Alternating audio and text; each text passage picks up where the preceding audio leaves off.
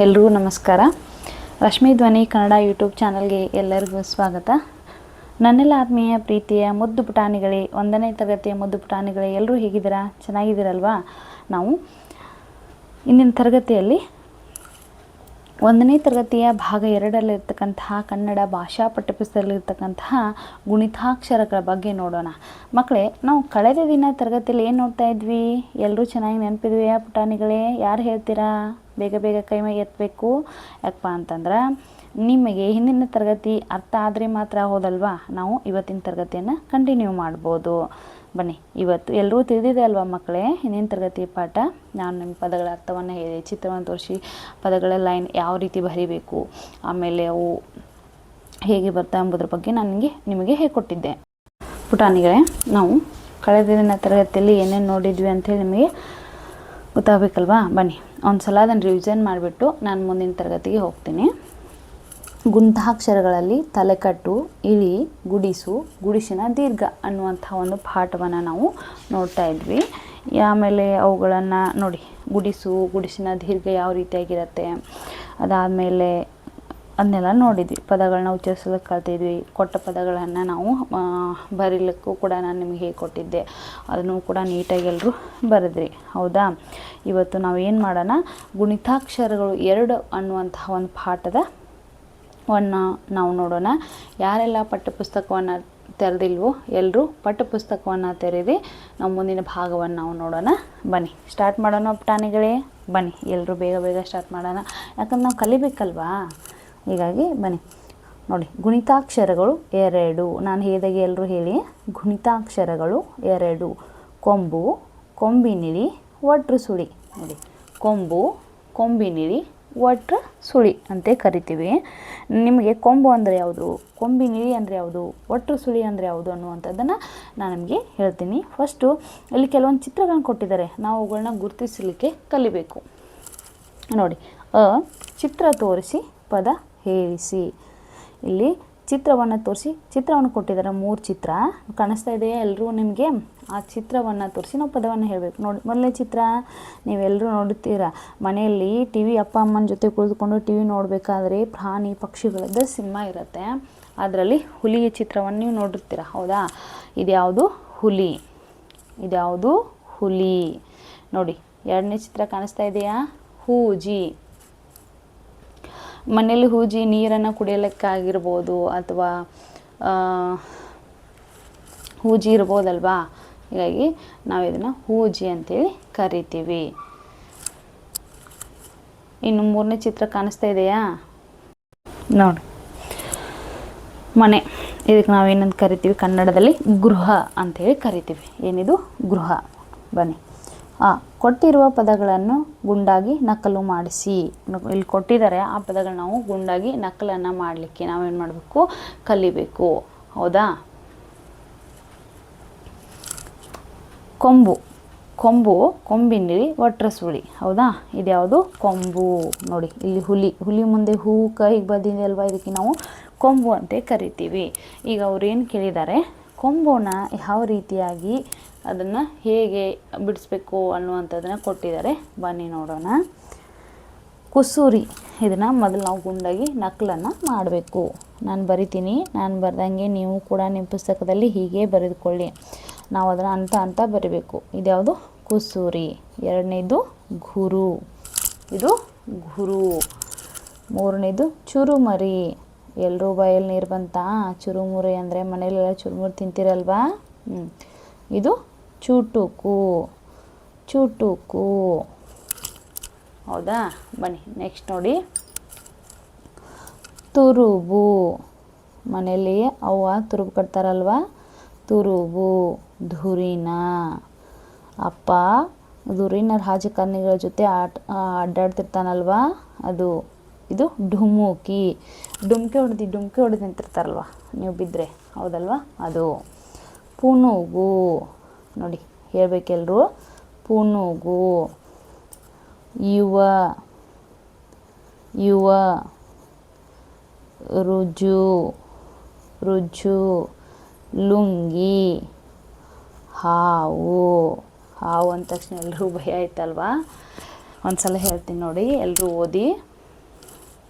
ಕುಸುರಿ, ಗುರು, ಚುರುಮರಿ, ಚುಟುಕು, ತುರುಬು, ಧುರಿನ, ಡುಮುಕಿ, ಪುನುಗು, ಯುವ, ರುಜು, ಲುಂಗಿ, ಹಾವು. ಹೌದಲ್ವಾ? ಬನ್ನಿ ಇನ್ನು ಮುಂದಿನ ಭಾಗವನ್ನು ನಾವು ನೋಡೋಣ.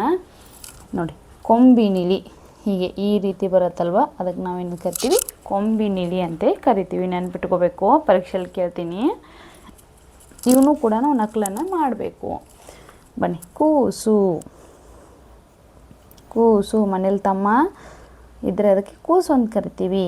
ಗೂಡು, ಗುಬ್ಬಿಯ ಗೂಡು. ಚೂರು, ಚೂರ ಬಿದ್ದಿರುವಂಥ ವಸ್ತುಗಳು. ಝೂಲು, ಎರಡೆರಡು ಸಲ ಅನ್ಬೇಕು. ಝೂಲು, ಹೀಗೆ ಮಾಡಿ ಹೀಗೆ. ಆಮೇಲೆ ಕಡೂರು, ಇದು ಕಡೂರು. ತೂತು, ತೂತು. ಧೂರು, ಧೂರು. ನೂರು, ನೂರು. ಪುರಿ, ಪುರಿ. ಯೂಪ, ಯೂಪ. ರೂಪ, ರೂಪ. Luna, Luna.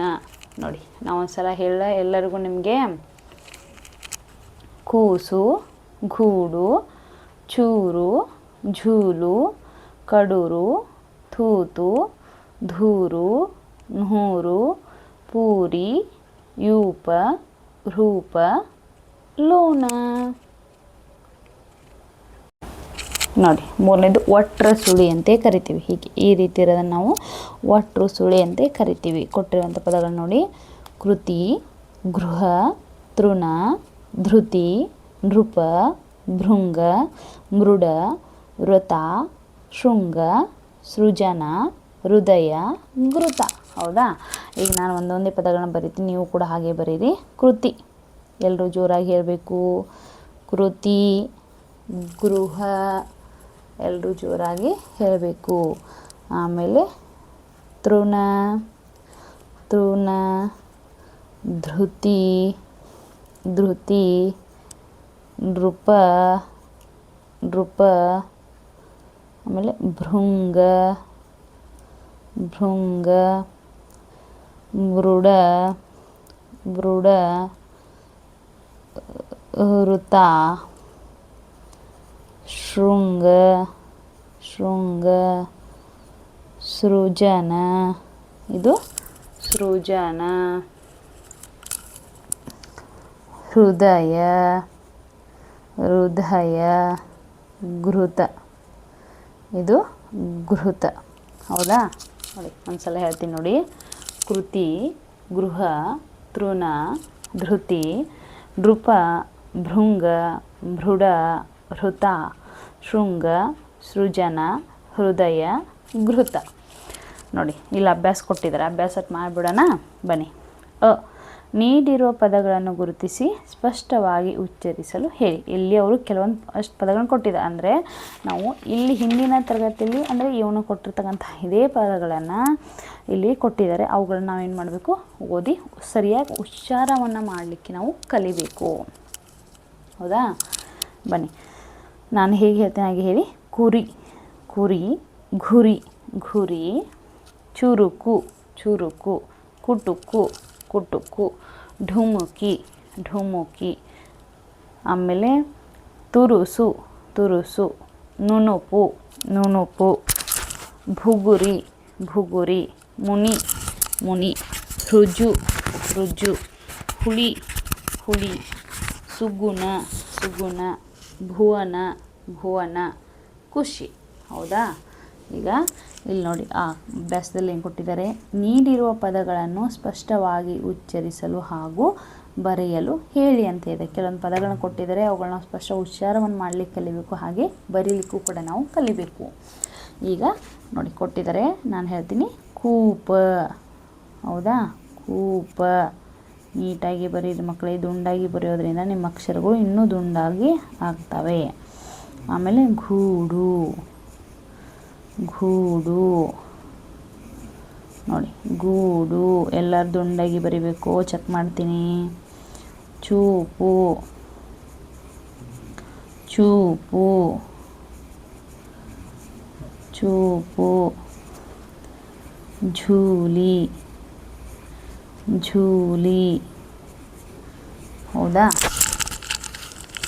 ನೋಡಿ, ಎರಡನೇದು ಥೂರು ಥೂರು. ನಾನು ಹೇಳಿ ಹಾಗೆ ನೀಟಾಗಿ ದುಂಡಾಗಿ ಬರೀರಿ.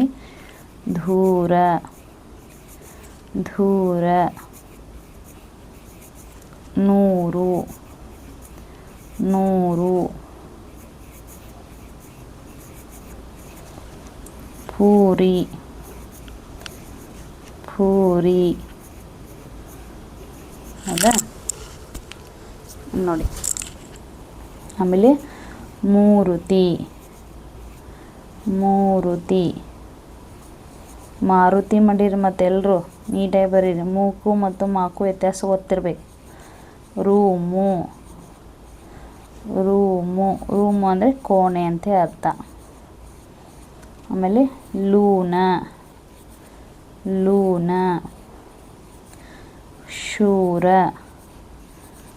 ಶೂರ. ಮುಗೀತಲ್ವಾ? ಇನ್ನು ನೆಕ್ಸ್ಟ್ ನೋಡಿ, 4th ಲೈನ್. ಇದು ಹೂಡು ಹೂಡು. ಧೂಪ ಧೂಪ.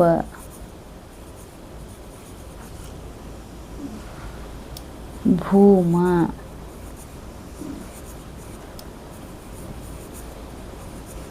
ಭೂಮ. ಕೂಳ ಕೂಳ. ಈ ಕೊಟ್ಟಿರುವ ವಾಕ್ಯಗಳನ್ನು ಓದಿಸಿ ಬರೆಯಿರೆಂದರೆ, ಕೆಲವೊಂದು ವಾಕ್ಯಗಳನ್ನು ಕೊಟ್ಟಿದ್ದರೆ ಅವುಗಳನ್ನ ನಾವು ಓದಬೇಕು, ಹಾಗೆ ಅದನ್ನು ಬರೀಲಿಕ್ಕೆ ಕೂಡ ನಾವು ಕಲಿಬೇಕು. ಇಲಿಯ ಕಿವಿ ಕಿರಿದು. ಬನ್ನಿ ಅದನ್ನು ಬರೆಯನ್ವಾ? ನಾವು ಒಂದು ಸಲ ಓದಿದ್ರಲ್ವ, ಓದ್ತಾ ಬರೀರಿ. ಇಲಿಯ ಕಿವಿ ಕಿರಿದು ಅಂದರೆ ಚಿಕ್ಕದಾಗಿರುತ್ತೆ ಅಂಥೇಳಿ ಅರ್ಥ. ಇಲಿ ಕಿವಿ ನೋಡಿದಿರಲ್ವ? ನೋಡಿರಲಿಲ್ಲ ಅಂದರೆ ಮನೆಗೆ ಹೋಗಿ ನೋಡಿ. ಅವ್ವ ಶೇಂಗಾ ಮುಚ್ಚಿಟ್ಟಿರ್ತಾಳೆ, ಅದರ ಪಕ್ಕ ಕೂತು ಕುಟು ಕುಟು ಕುಟು ಕುಟುಕ್ ನಿಮ್ಮ ಹಾಗೆ ತಿಂತಾ ಇರತ್ತೆ. ಇಲಿಯ ಕಿವಿ ಕಿರಿದು. ನೆಕ್ಸ್ಟ್ ನೋಡಿ, ಭೂರಿ ಗಿರಿ ಗಿರಿ ತಿರುಗಿತು. ಬರೀ ಭುಗುರಿ ಹೆಂಗೆ ತಿರುಗತ್ತೆ? ಅದು ಗಿರಿ ಗಿರಿ ಅಂತಲೇ ತಿರುಗತ್ತೆ, ಗರ್ ಅಂತಲ್ಲ. ಹೌದಲ್ವಾ? ಹೇಗೆ ಗಿರಿ ಗಿರಿ ತಿರುಗಿತು. ಏನದು ತಿರುಗಿದ್ದು? ಬುಗುರಿ. ಎಲ್ಲರೂ ಹೇಳ್ತಾ ಬರೀರಿ. ಬುಗುರಿ ಗಿರಿ ಗಿರಿ ತಿರುಗಿತು. ಹೌದಾ? ನೆಕ್ಸ್ಟ್ ನೋಡಿ, ಹೂಜಿಯ ನೀರು ಕುಡಿಯಿರಿ. ಹೂಜಿಯಲ್ಲಿ ನಾವು ಏನು ಇಟ್ಟಿರ್ತೀವಿ? ನೀರನ್ನು ಹಾಕ್ಕೊಂಡಿರ್ತೀವಿ. ಹೌದಾ? ಹೂಜಿಯಲ್ಲಿ ನೀರು ಹಾಕ್ಕೊಂಡು ಕುಡಿಯೋದು ಒಂದು ವಾಡಿಕೆ. ಹೂಜಿಯ ನೀರು ಕುಡಿಯಿರಿ.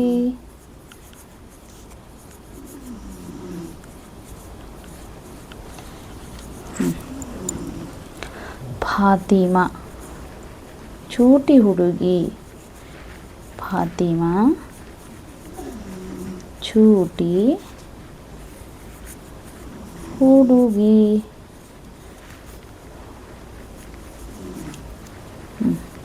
ಫಾತಿಮಾ ಎಷ್ಟು ಜಾನೆ ಅವಳು, ತುಂಬ ಚುರುಕಿ ಅಂತ ಅರ್ಥ.